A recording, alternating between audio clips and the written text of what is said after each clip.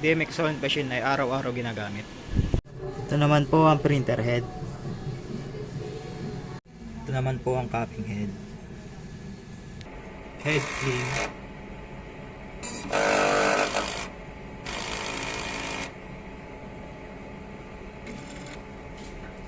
Punasan ng wiper.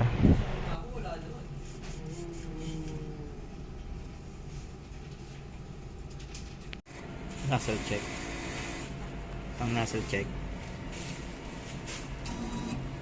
Ang system ay nasa tama ang level. Ang waste tank ay araw-araw nililinis. Ito naman po ang AVR. Ito naman po ang using. At ang media. Ito po ang nagamit sa cyan, sa magenta, sa yellow, at sa black.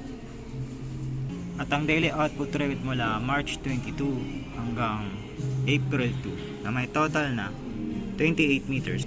At ang weekly checklist at ang daily checklist